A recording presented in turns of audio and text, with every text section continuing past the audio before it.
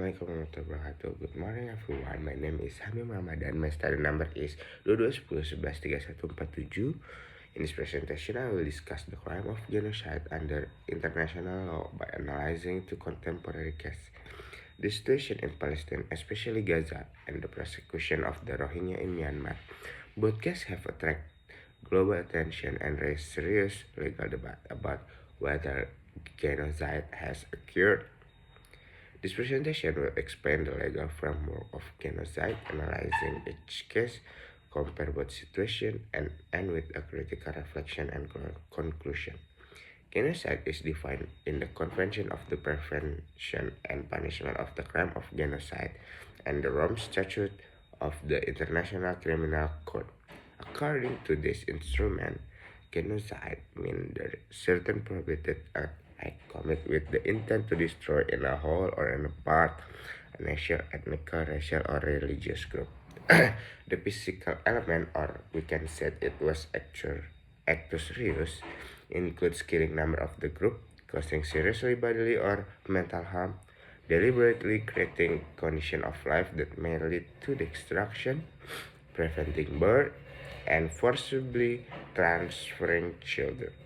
The mental element or mens rea requires a special intent known as dolus specialis, meaning the specific intent to destroy the protected group as such. The special intent distinguishes genocide from war crime and crimes against humanity. The first case is the situation in Palestine, especially Gaza, involving Israel and Palestine. Since the escalation of violence after October 2023, many civilians have been killed, homes and hospitals have been destroyed, and severe humanitarian suffering has occurred. From the perspective of actors reus, several elements may be present. There have been death, injury, displacement, destruction of civilian infrastructure, and restriction to access food, water, and medical assistance. This action may fall under prohibited acts in the Genocide Convention. However, the key legal issue is mens rea. To classify the act as genocide, it must be proven that there was a specific intent to destroy Palestinians as a protected group, in whole or in part. Supporters of the genocide claim point to statements by certain officials, the scale of destruction, and blockade policies. Opponents argue that the military objective is to defeat Hamas rather than destroy Palestinians as a people. Therefore, the legal classification remains contested and still requires final judicial determination. The Internal Court of Justice has considered provisional measure, but no final judgment has yet been issued. The second in the is the persecution of the Rohingya in Myanmar.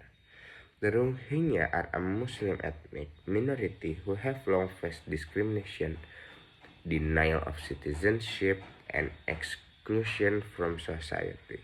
In 2017, Myanmar military launched operation involving killing, sexual violence, village burning, and mass displacement into Bangladesh. Regarding actus reus, the evidence is substantial. Reports describe killings, rape, destruction of village, and condition forcing displacement. These acts clearly fall within prohibited act under the Genocide Convention. Regarding mens rea, many observers argue that is strong evidence of genocidal intent. The Rohingya were systematically targeted because of their identity, denied legal status, and subjected to long-term persecution. The pattern of conduct suggests intention not merely to control a population, but to destroy the group in substantial part. Because of this, the Rohingya case is widely considered one of the strongest contemporary allegations of genocide. Proceedings have also been brought before the International Court of Justice concerning Myanmar obligation under the Genocide Convention. When comparing both cases, several similarities can be identified. First, both cases involve protected groups suffering large-scale violence, displacement, and humanitarian crisis. Second, both situations raise question of state responsibility under international law. Third, both cases have been brought before international legal institutions, especially the International Court of Justice. Fourth, in both cases, the central challenge is proving genocidal intent rather than only proving physical violence. However, there are also differences. First, the historical background is different. The Rohingya have experienced decades of systematic exclusion, denial of citizenship, and institutional discrimination, while the Palestine case occurred with the broader context of an ongoing armed conflict and territorial dispute. Second, the level of legal certainly differs. In the Rohingya case, many scholars and observers consider the advance of genocidal intent stronger because of the long-term pattern of persecution in the Palestine case. In the Palestine case, the issue of intent remains more disputed because military necessity and security arguments are strongly raised in defense.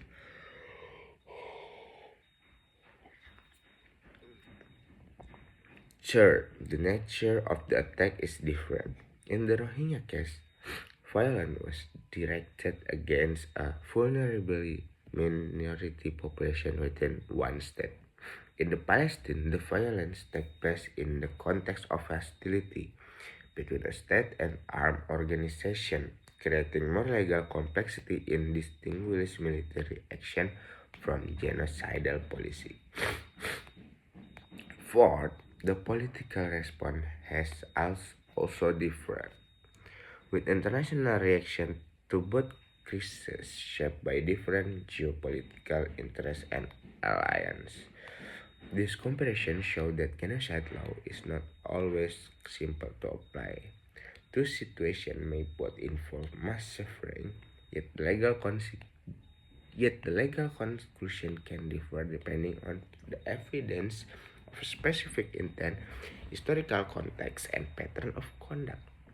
This case also demonstrates the challenge in proving genocide. The most difficult part is proving intent, because intent is rarely admitted openly.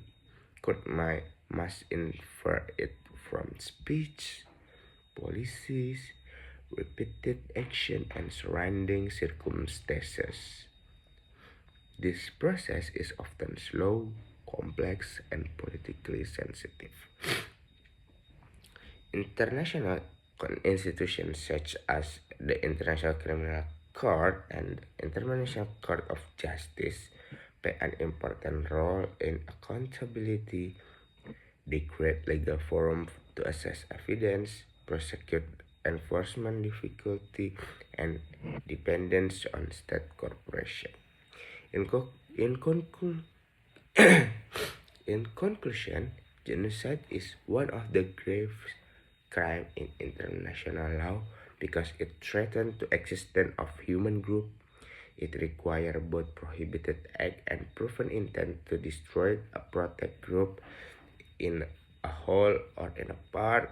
The Rohingya case presents stronger indicator of genocide due to systematical persecution and identity-based targeting.